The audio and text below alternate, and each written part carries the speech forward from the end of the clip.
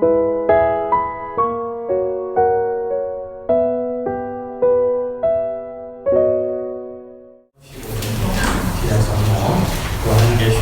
13장 11절로 15절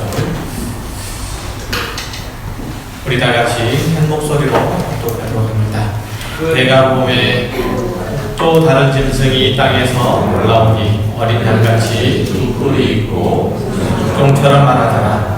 그가 먼저 나온 짐승의 모든 권세를 그 앞에서 행하고 땅과 땅에 사는 자들을 처음 짐승에게 경배하게 하니 곧 죽게 되었던 상처가 나은 자니라.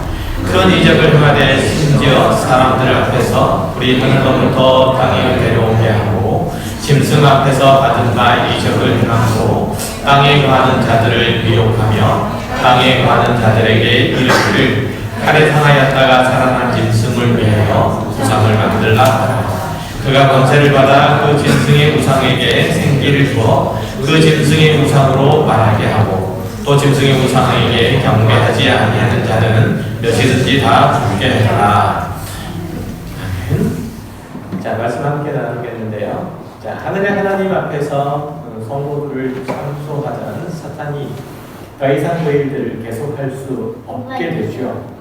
어린 양이신 예수 그리스도께서 그들의 죄를 지고 죽으심으로써 이미 십자가에 승리하셨고 그들 역시 그리스도의 증인으로서의 그 원한을 모릅수고라도 충성스러운 신앙생활들을 했기 때문입니다. 화가 머리끝까지 난 이 사탄은 땅으로 내려가서 참된 교회와 그리고 충성스러운 성도들을 괴롭히기 시작합니다. 땅에 내려온 사탄, 즉 영은 두 짐승을 불러들이는데 하나는 바다에서 올라오고 또 다른 하나는 땅에서 올라오죠. 바다에서 올라온 짐승은 죽게 되었다가 다시 살아남으로써 부활하신 예수 그리스도를 패러디하죠. 그래서 많은 사람을 뿌립니다. 그리고 어느 본문에서는 땅에서 올라온 짐승이 등장을 하는데 요한계시록 5장 6절 이하에서 묘사하고 있는 그 어린 양을 모방하고 있죠. 어린 양은 7뿔을 가지고 있었는데 그것은 7 교회를 상징하는 것이었어요. 기억하실지는 모르겠지만 그런데 이 짐승은 이 땅에서 올라온 짐승은 다니엘서 8장 3절 이하에서 얘기하는 메대와 페르시아를 상징하는 두 뿔을 가진 숫양을 닮았어요. 역사적으로 이 나라는 이스라엘 백성들을 노예로 부리고 괴롭게 했던 고대 강대 제국이었죠. 그런데 땅에서 올라온 짐승이 그처럼 두 뿔을 가지고 있다는 것은 하나님과 그 뜻에 반해서 그 백성들을 핍박하는 악한 세력, 악한 제국인 것을 보여주죠. 더구나 이 짐승은 마치 예수 그리스도께서 아버지 하나님의 말씀처럼 행하시는 것처럼 그도 그를 불러들여서 영처럼 말하고 그 권세가 누구에서부터 왔는지 아주 분명하게 드러내요. 요한복음 7장 16절에 보면 예수님께서 이렇게 말씀하시죠.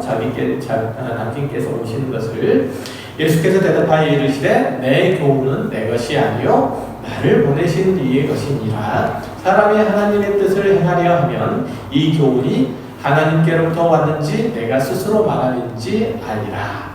예수님께서 이 땅에서 사시는 동안에 가르치시고 선포하신 모든 말씀 그리고 그 뜻대로 순종하는 그 것들은 하나님께로부터 왔고 또 하나님께 순종하는 것, 하나님 뜻을 이루는 것 이것이 그분의 삶의 목표요 또한 근거였죠.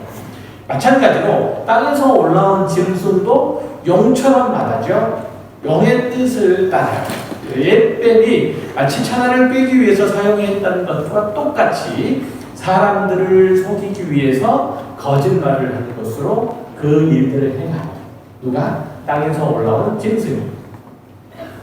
그렇게 사람들을 꼬드기거나 아니면 협박을 해서 바다에서 올라온 짐승을 경배하도록 하죠. 누가? 땅에서 올라온 짐승이. 그러니까 이 땅에서 올라온 짐승은 큰 이적도 베풀 수 있고 하늘에서 불이 내려오게 할 수 있을 정도의 일들을 해요. 또 칼에서 다시 살아난 짐승에게 절을 하게 하고 그 짐승의 우상을 만들어서 경배토록 하죠. 그것을 거부하는 자, 그는 몇 명이 됐든지 간에 다 칼로 죽이는 그런 권세를 가지고 사람들을 위협하고 바다에서 올라온 짐승을 따르도록 하죠. 자, 우리가 잘 아는 것처럼 이 바다 짐승의 정체는 1세기 당시 로마 황제로 대표된 제국의 세력이라고 말씀을 드렸어요. 기억하시나요? 듣고 계세요? 짚을도 하시는 것 같아요. 아니 못 알아두시는 건지 아니면 뭐 다른 얘기를 몇 번 더 하나 이런 얘기를 이렇게 생각하시는 건지. 어쨌든 이 제국의 세력으로 이렇게 나타났고 이제 사람들에게 막강한 영향력들을 행사하죠. 그리고 그리스도의 교회에도 상당한 위협이 되었습니다. 그리고 현대에 와서는 이 바다에서 올라온 짐승은 그런 형태로 등장하는 것이 아니라 시대사적으로 그리고 철학으로 또 유행으로 이런 것들로 나타나서 사람들에게 거부할 수 없는 매력 혹은 힘 이런 것들을 제공하고 있죠. 이 바다 짐승이 하는 짓을 보게 되면 그 권세가 하늘을 찌르고 또 영원히 세상을 통치할 것처럼 보여요. 이 바다 짐승. 그렇지만 그 권세는 스스로 만들어낸 것이 아니에요. 하나님께로부터 허락받은 것이고 또 그것은 유한한 것임을 알아야 해요. 하나님께서 어쨌든 이런 그분을 반대하는 세력 혹은 유행과 시대 정신을 무장한 이들의 활동을 허락하고 계셔서 그들이 단지 정해진 기간 동안만 활동하고 있다는 사실을 꼭 기억하셔야 돼요. 자, 그리고 땅에 오서 올라온 짐승들은 사람들이 바다 짐승에게 경배하고 그들을 따르도록 하는 것들을 보면 어떻게 볼 수 있냐면 로마 제국, 첫 번째는 로마 제국 황제를 숭배하도록 돕는 이교도의 제사장 혹은 거짓 선지자로 보면 돼요. 이들이 마치 이들을 보기에는 어린 양처럼 보이지만 거짓된 이유로 땅에 사는 자들을 미혹하는, 즉 하나님의 어린 양의 생명책에 기록되지 않는 자들을 미혹하는 일들을 아주 열정적으로 행하죠. 마태복음 7장 15절에서 보면 주님께서 이렇게 경고하세요. 거짓 선지자들을 삼가라. 양의 옷을 입고 너희에게 나오나 속에는 노략질하는 일이라. 자, 이들은 마치 자신들이 세상의 주도권을 장악한 것처럼 행동을 하고 자신들의 행위가 옳은 것처럼 꾸며서 말하지만 그 끝은 심판, 멸망으로 끝나는 것뿐이에요. 요한계시록 19장 20절을 보면 이들의 최후를 볼 수 있어요. 최후의 모습을 담은 내용들이 나오는데요. 한번 제가 읽어볼게요. 또 내가 보니 그 짐승과 땅의 임금들과 그들의 군대들이 모여 그 말탄제와 그 군대와 더불어 전쟁을 일으키다가 짐승이 잡히고 그 앞에서 표적을 행하던 거짓 선지자도 함께 잡혔으니 이는 짐승의 표를 잡고 그의 우상에게 경배하는 자들을 표적으로 미혹하던 자라. 이 둘이 산채로 유황불 붙는 곳에 던져지고. 어떻습니까? 맞죠? 자, 이렇게 거짓 선지자와 그리고 제국으로 대표되는 악한 세상의 세력들이 지금 하나님의 마지막 심판에 그 최후를 맞는 장면을 볼 수 있어요. 그러니까 이들의 종말이 이렇게 여실히 드러남에도 성도들조차도 때때로는 이 땅에서 올라온 짐승인 거짓 선지자들의 말에 미혹되고 또 속는다 이거죠. 왜냐하면 이들이 행하는 이 이적이 심상치 않기 때문에 그래요. 오늘 본문 13절에 보면 사람들 앞에서 막 불의한 데서 내려오게 하고요. 그죠? 이거는 누구를 패러디 한다고 했죠? 선지자 엘리야를 패러디 한다고 생각을 했죠. 막 땅에서 하늘에서 불이 내려오기도 하고 이적들을 다 행하는 거죠. 그러니까 거짓 선지자들이 사람들 앞에서 이런 믿기지 않는 이적들을 행함으로써 세상의 권세에 잡은 자들을 칭송하게 해요. 그리고 그렇지 않고 그렇지 않고 이 바다에서 올라온 짐승을 경배하지 않는 자들은 다 죽이겠다고 협박을 하죠. 하나님을 믿는 이들에게도 역시 다가가서 그들이 내세우고 신봉하는 것들이 사람에게 진리고 또 생명이고 복을 줄 수 있다고 그렇게 말해요. 마치 복음이 그렇게 얘기하는 것처럼 그들도 거짓 선지자들도 너희들이 바다에서 올라온 짐승을 경배하면 너희들에게 생명을 줄 수 있다. 너희들에게 진리가 될 거다. 그것이 너희들에게 복이 될 거라고 얘기를 하는 거죠. 많은 사람들이 거기에 휩쓸려서 자기 신앙들을 버리고 일제기 당시에는 누구에게로? 황제 숭배에게로 그렇게 달려가게 돼요. 그렇죠? 오늘날로 치면은 세상을 따르는 곳으로 가게 되죠. 하지만 잘 보세요. 그 짐승의 겉모습은 어린 양이지만 그 입에서 나오는 것들은 뭐예요? 용의 것과 똑같은 거예요.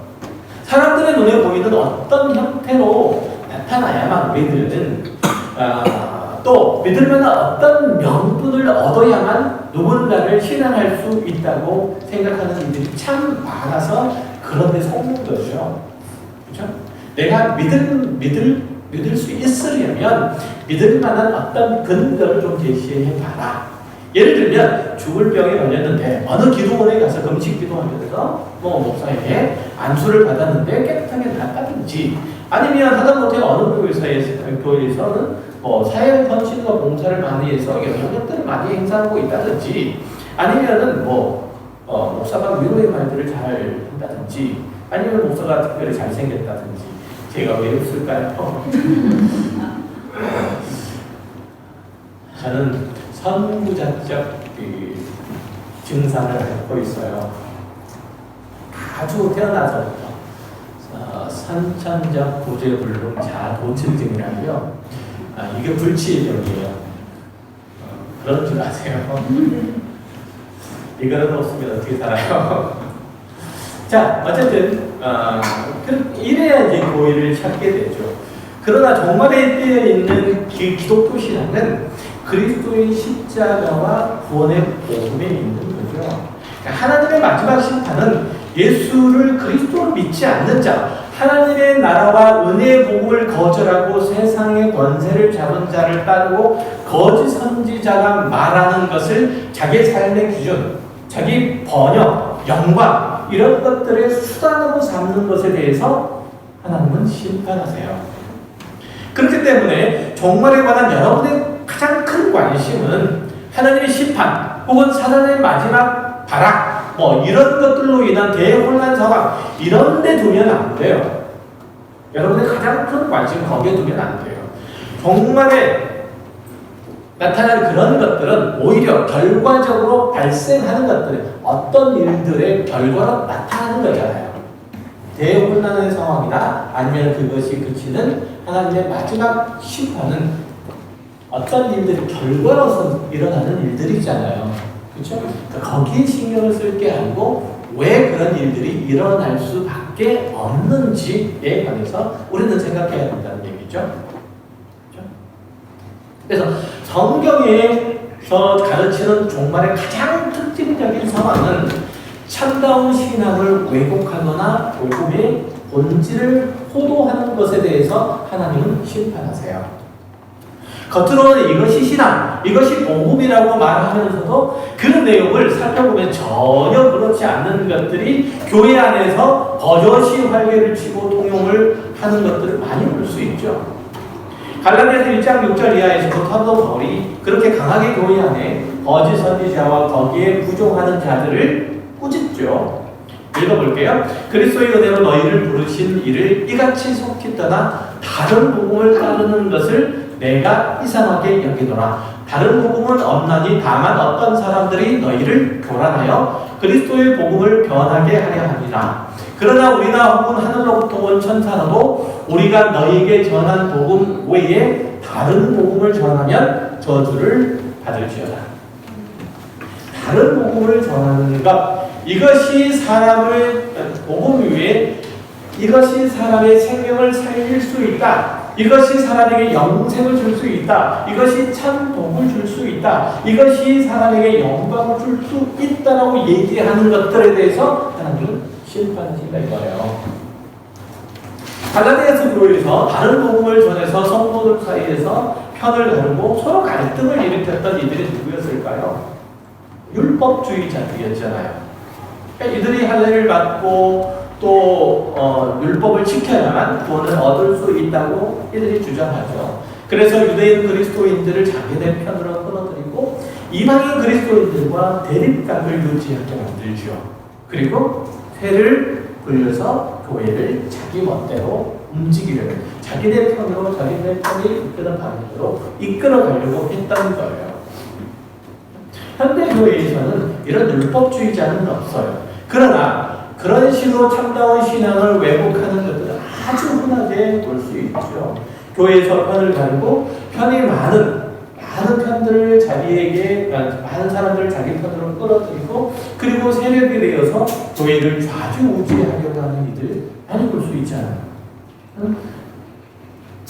요한복음 17장 2절 이하의 말씀을 볼게요. 아버지께서 이들에게 주신 모든 사람에게 영생을 주게 하시려고 만민을 다스리는 권세를 아들에게 주셨음이 고소이다. 영생은 곧 유일하신 참 하나님과 그가 보내신 자 예수 그리스도를 아는 것입니다. 뜬금없는 소리 같죠?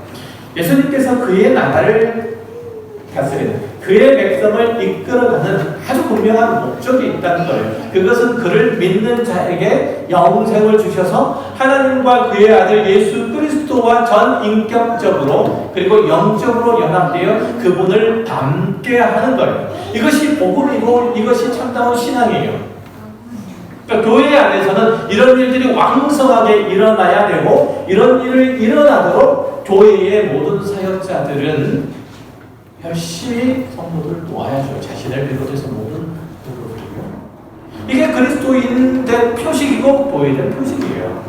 그 아들을 내어주실 만큼 은혜롭고 자비롭고 긍휼에 풍성하신 하나님을 닮지 않고 아무런 가치도 없고 소망도 없고 볼품도 없는 자들을 위해서 저주의 십자가를 지심으로 자기를 내어주신 예수 안에서 살려고 하지 않는 신앙은 다 가짜이고 다 껍데기죠. 그것 빼놓고 신앙이 뭐예요? 그것 빼놓고 아무것도 없는 거예요. 어줍지 않은 복이나 말하고 그리스도인이 마땅히 감당해야 되는 핍박과 고통은 마치 신앙이 없고 미련한 사람이나 받는 것이라고 치부하는 이들은 다 가짜 복음을 선포하는 일들이고 소경을 인도하는 소경일 뿐이에요. 물론 하나님께서 신앙이 어린 사람들을 가르치고 양육하기 위해서 그들이 이해하고 알아들을 수 있는 언어로 그런 방식으로 대접하시기도 하죠. 예상보다 더 많은 돈을 주시기도 하고요. 기대하는 것보다 더 높은 자리에 앉혀주시기도 해요. 그러나 이 세상에서 누리는 기독교 신앙의 부유함은 그런 것 외에는 없고 하나님과의 친밀한 관계 안에서 예수 그리스도의 성품과 인격을 낳는 겸손은 뒤로 막 미루면서 이런 물질적인 그 풍요가 그 번영이 믿음의 열심이고 열매라고 그렇게 웃긴다면 그건 정말 잘못된 거잖아요. 세상에서 인정받고 힘을 쓰는 것을 얻어내는 것이 그리스도인 된 목적은 아니잖아요. 내가 신앙에 열심을 부린 그런 결과물들은 아니잖아요. 그것이 하나님께 영광이 되는 것은 더더구나 아니고요. 땅에서 올라온 짐승은 바로 이런 것들로 속여요. 그는 어린 양처럼 생겼지만 용의 말을 해요. 도대체 11조를 1,000만 원 하게 해달라는 기도를 왜 하라고 하는지. 우리 아들 공부 잘해서 서울대 의대 가서 휴바이처 같은 한 손에 복음을 들고 다른 한 손에서는 누수를 들고 아프리카 전역을 누비게 해주십시오. 이렇게 기도는 하는데 정작 고사는 이 아들은 이 학원 저 과외 선생을 누비느라고 주일날 교회를 못 나와.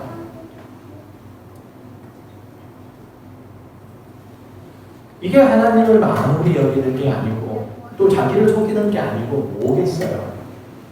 그렇잖아요.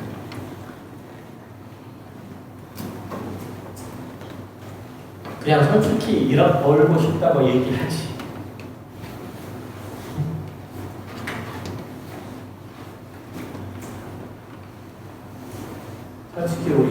우리 아들 서울대 의대에 가가지고 뭐 성형하고 유명한 성형학교 잘해서 돈 많이 벌게 해주려고 얘기하지.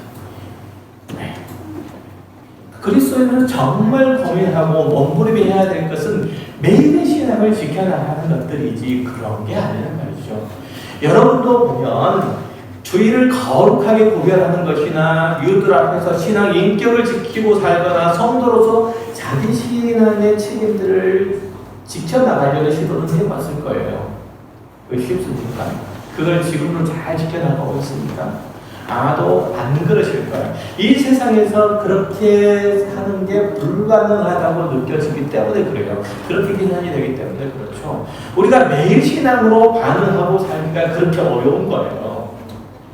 세상은 하나님을 거슬러서 자기가 왕이고 자기 힘과 권력을 행사하는 것이 지혜이고 정의라고 얘기하기 때문에 그래요. 세상이 묘사하는 성경이 묘사하는 세상의 도전, 성경이 가르치는 종말의 위험함이 바로 그런 것들인 거예요. 매일의 신앙 속에서 우리들에게 도전해 오는 것들 이거예요. 또 하나님은 이렇게 당신을 반대하고 자기 멋대로 자기 왕으로 사는 자들이 자기 행위의 결과를 받도록 하는 것이 그것이 종말에 대한 심판이라고 그렇게 가르치세요. 종말은 각종 재난과 그리고 전쟁으로 세상이 뒤집힐 것 같은 난리난 상황이 아니에요. 마지막 때의 환난도 따로 주어지는 것보다 이런 오늘 같은 세상에 사는 것 자체가 종말의 반란이잖아요. 보시면 여러분 마음 가운데 전쟁이 안 일어납니다. 여러분 마음 가운데 저는 오늘도 전쟁 치르고 한바탕 전쟁 치르고 왔는데 내 마음에서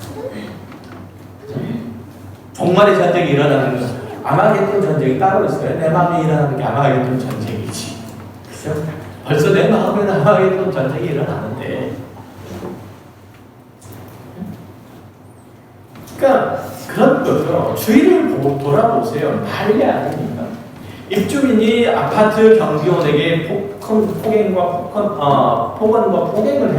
폭행을 했다가 이 경비원이 투신 자살하다가 입주민이 택배 배달원들 폭행해가지고 뼈를 부러뜨린 사건들을 보면 여러분 어떤 생각이 드세요?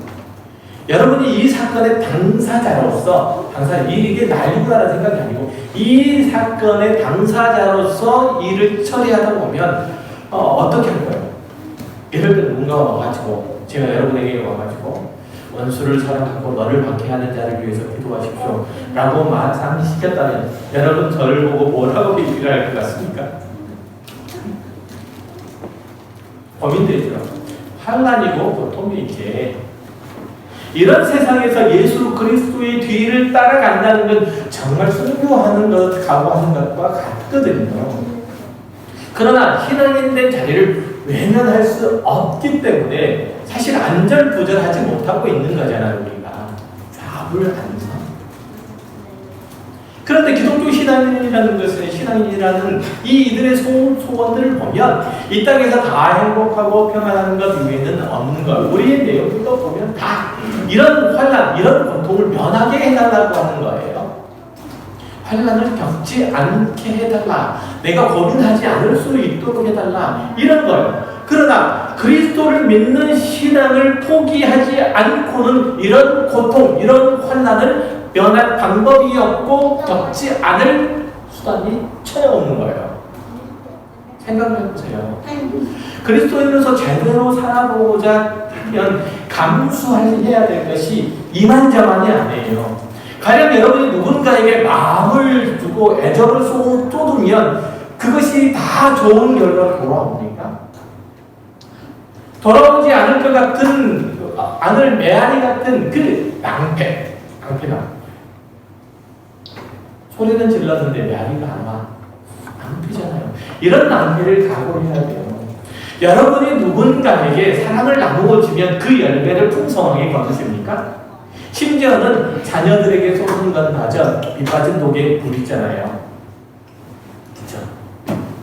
누가 여러분이 흘린 봉사와 헌신의 땀방울이 사막과 같은 세상을 푸른 들판으로 만들고 여러분이 사랑과 희생의 눈물방울, 이 흘린 눈물방울이 얼어붙은 동토를 녹여서 색깔이 돋는 푸른 숲을 만든다고 그렇게 말합니까? 누가? 그런 일들은 국제 구호기구나 아니면 사회복지단체에서 얘기한 TV 광고에서나 나오는 거지. 혹시 여러분이 구호단체에 기부하면 해당 난민이나 아니면 불우이웃에게 얼마나 돌아갔는지 아십니까? 아주 잘해야 40% 미만이에요. 예를 들면 땡땡 대책에 10,000원을 버으면 보통은 2,000원, 3,000원 정도가 그 아이에게 돌아가요. 그렇죠. 그러니까 하지 맙시다. 이런 얘기를 하는 게 아니고요. 이 시대에 마음 따뜻한 사람을 얼마나 찾기 어려운지, 이 종말의 때에 사랑을 마음껏 나눠주고 마음껏 주고받으려면 얼마나 많은 것들을 감수하고 견뎌야 하는지를 말하는 거예요. 그렇잖아요. 20% 고작 가는데 그걸 감수하고 내가 10,000원을 내야 되는 거예요. 네? 그 얘기하는 거죠. 그런 의미에서 종말의 때를 지나는 우리가 명심해야 될 것은 주님께서 마태복음 24장에서 가르친 종말의 징조와 그때의 성도들이 취할 태도와 같은 것, 그런 거예요. 10절 이하의 말씀을 볼게요. 그때 많은 사람이 실족하게 되어 서로 잡아주고 서로 미워하겠으며 거짓 선지자가 많이 일어나 많은 사람을 미혹하겠으며 불법이 성함으로 많은 사람의 사랑이 식어지리라. 불법이 성함으로 많은 사람의 사랑이 식어지리라. 그러나 끝까지 견디는 자는, 끝까지 그 사랑을 포기하지 않는 자는 구원을 얻으리라. 하나님의 심판이 임하는 때의 특징은 사람들이 서로 미워하고 본을 품고 불법을 저지르는 거예요. 불법은 다른 게 아니고 예수 그리스도께서 오신 것과 오셔서 나타나신 뜻대로 행하지 않는 거예요. 예수 그리스도께서 우리에게 오셔서 나타내신 게 뭐예요? 로마서 9장 8절 우리가 아직 죄인되었을 때 그리스도께서 우리를 위하여 죽으심으로 하나님께서 우리에 대한 자기 사랑을 확증하셨느니라. 하나님께서 우리를 얼마나 사랑하시는지를 예수 그리스도께서 확증하러 오셨고 그것을 위해서 십자가에 죽으셨다는 거예요. 우리는 하나님의 사랑을 입었고 그 최고의 증거와 내용을 예수 그리스도께서 보여주셨어요. 이 사랑을 위해서 만족과 여유를 우리는 찾게 된 거잖아요. 이제는 아무리 먹어도 배부르지 않고 그리고 아무리 마셔도 해결되지 않는 그런 주림과 갈증이 늘 우리를 따라다녔다는 거예요. 그렇죠? 거식증이 아니고 애들 막 먹어도 맨날 뭐 찾는 애들 있잖아요. 어쨌든 그런 것도 같은 거예요. 이제는 우리 하나님의 생명과 구원과 의로움으로 그럼에도 불구하고 구원받음으로 우리가 더 이상 부족하지 않는 자가 되어서 우리는 이제 먹지 않아도 배부른 자가 된 거예요. 하면 안 하세요? 먹지 않아도 배부른 자가 된 거예요. 그나마도 가짜이지만 땅의 짐승이 줄 수 있다고 유혹하는 것들은 고작 먹고 나서 얼마 안 있으면 다시 배가 고프고 입이 입고 나서 얼마 안 있으면 금방 실증이 나고 또 해질 것뿐이에요. 그러나 하나님은 우리에게 영원한 것, 특별히 하나님 당신 자신을 주셨어요. 그러면 우리는 사랑할 수 있는 존재가 되는 거죠. 하나님은 사랑이므로 하나님을 받은 우리는 사랑을 받는 거예요. 사랑을 받는 거예요. 그죠? 하나님이 사랑이니까 하나님이 우리에게 당신을 주셨으면 우리는 사랑을 받는 거잖아요. 그래서 이런 말씀이 성립해요. 요한일서 4장 7절. 사랑하는 자들아 우리가 서로 사랑하자. 사랑은 하나님께 속한 것이니 사랑하는 자마다 하나님께로부터 나서 하나님을 알고 사랑하지 아니하는 자는 하나님을 알지 못하나니 이는 하나님은 사랑이시니라. 하나님의 사랑이 우리에게 이렇게 나타난 바 되었으니 하나님이 자기의 독생자를 세상에 보내심은 그로 말미암아 우리를 살리려 하시니라. 사랑은 여기 있으니 우리가 하나님을 사랑하는 것이 아니요 하나님은 우리를 사랑하사 우리 죄를 속하기 위하여 화목제물로 그 아들을 보내셨습니다.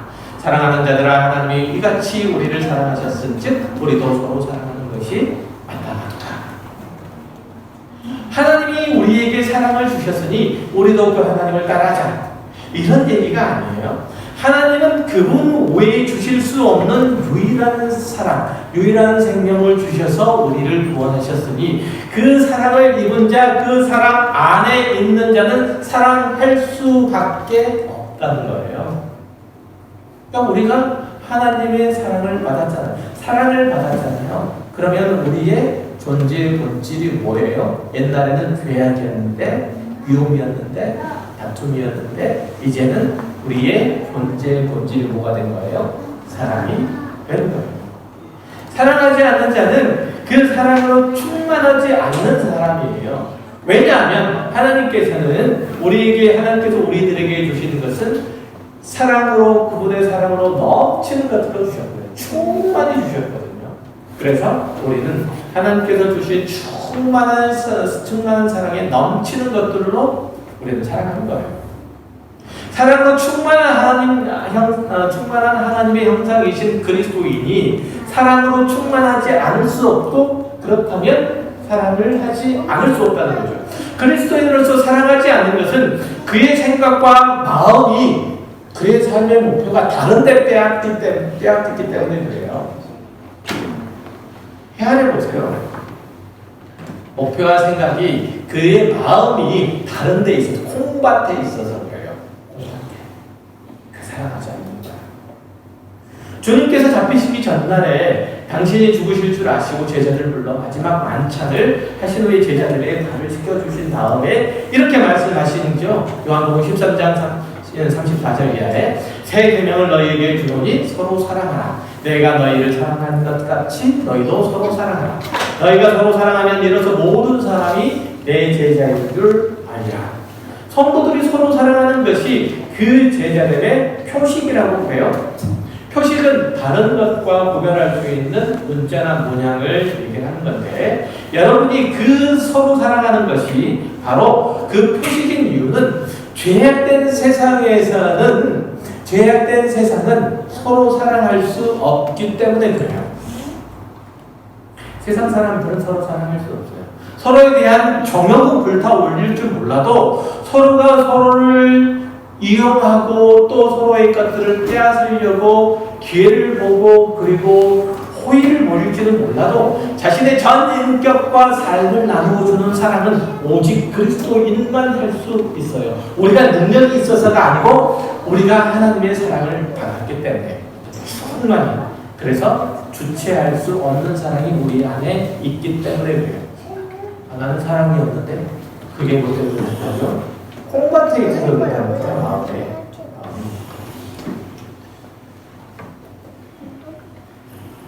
우리 그리스도인만 사랑할 수 있어요. 왜냐하면 하나님의 사랑은 감정에 몰린 게 아니고, 분위기에 휩싸인 게 아니고, 그림이나 문자에 표현한 어쩌면 무책임한 그런 고백이 아니고, 우리에게 필요한 모든 것들을 다 주신 사랑이에요. 하나님의 생명, 거룩, 의, 영광, 복, 이런 당신의 형상으로 창조하신 우리에게 있어야 할 모든 것들을 넘쳐 흐를 만큼, 만족스러우실 만큼 우리에게 주신 거예요. 그리고 난 후에 우리에게 사랑하라라고 말씀하신 거죠. 되지도 않는 것들을 억지로 시키신 게 아니라 그리스도 예수 안에서 우리가 경험한 것, 예수 그리스도를 십자가에 내어주심으로 그 사랑을 풍성하게 베푸셨으므로 우리들에게 그 사랑을 나누라고 하는 거예요. 그러면 이런 마음을 들지도 모르겠죠? 내가 마음을 다해서 사랑했는데 상대방이 그 사랑을 응답을 안 하면 어떡하죠? 내가 마음을 다해서 사랑을 했는데 상대방이 그 사랑을 이용만 하면 어떻게 하죠? 저 사람이 내가 사랑한 것이 다 쓸데없는 일이 되면 그게 어떻게 하죠? 아니면 나도 사랑하고 싶은데 잘 안 되는데 어떻게 하나? 사랑은 지극히 일방적일 뿐더러 그리고 그 결과를 보지 못하는 경우가 태반이에요. 인간이 가진 한계 때문에 그러하고 부모가 자신의 자녀에게 주신 사랑이 그렇지 않아요. 그죠? 그렇잖아요. 부모가 자식에게 주신 사랑이, 자식에게 베푼 사랑이 열매를 맺어야 된다고 생각한다면 여기에 계신 여러분과 저는 입만 무성한 무화과 나무예요. 열매는 거의 보지 못하는. 열매 보고 있습니까? 저렇게 컸다는 거 빼놓고는 여러분 볼게요. 우리들이 밥을 쓰고 열을 모으고 그리고 하는 것. 특별히 눈물을 흘리며 백엔짓을 적시며 기도했던 내용들 생각하면 그쵸? 그 사랑인데 그 사랑이 별로 얻은 것이 없어 보여요.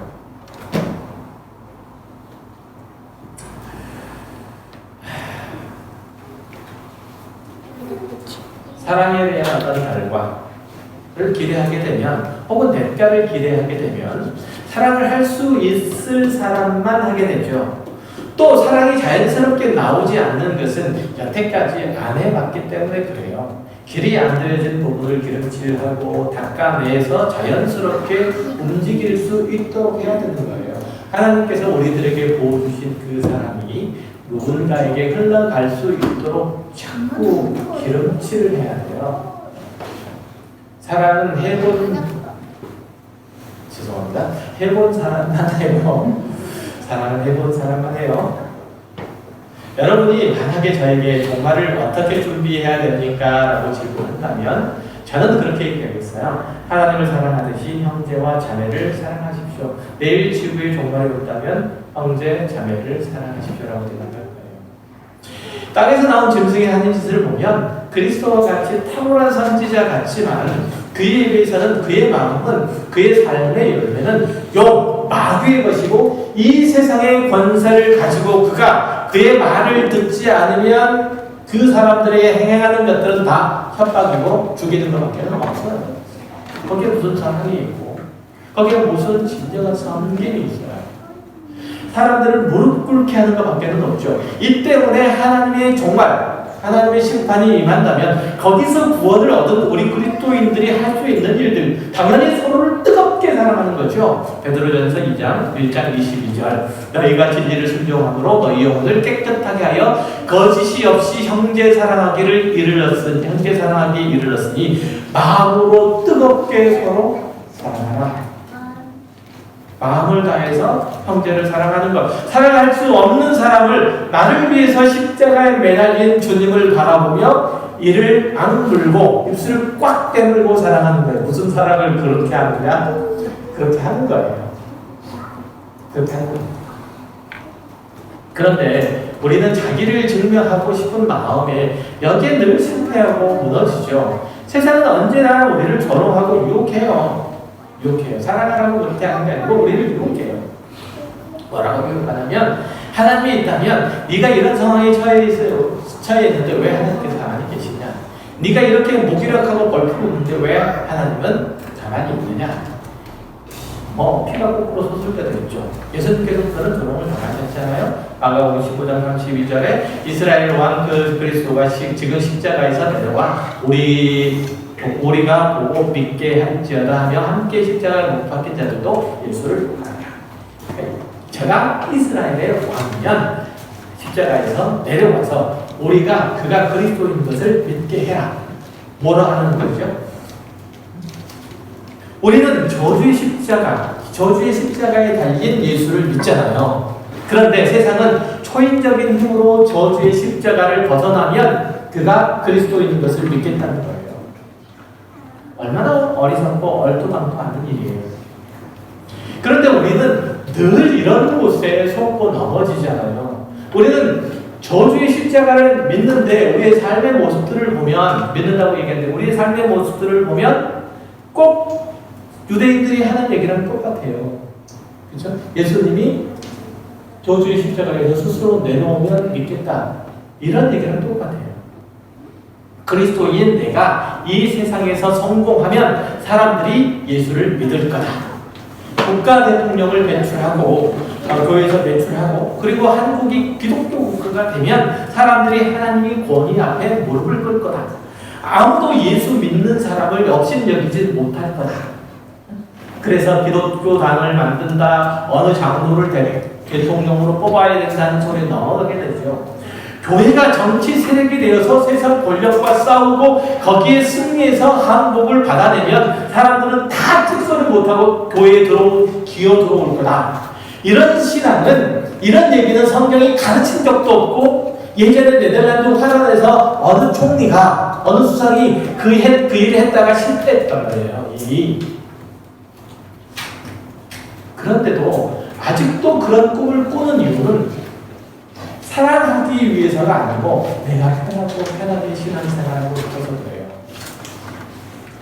국가가 대통령이 내 신앙의 장애물들을 다 제거해주고 내 신앙에 도전해온 사람을 다 물려세워주고 내가 꼴보기 싫어하는 사람을 다 없애줄 거라고 생각하기 때문에 그래요. 마트에서 깜짝 세일할 때 나 교회 다녀! 라고 소리만 쳐도 옆에 있는 사람들이 다 길터주고 먼저 사라고 양보하는 거예요.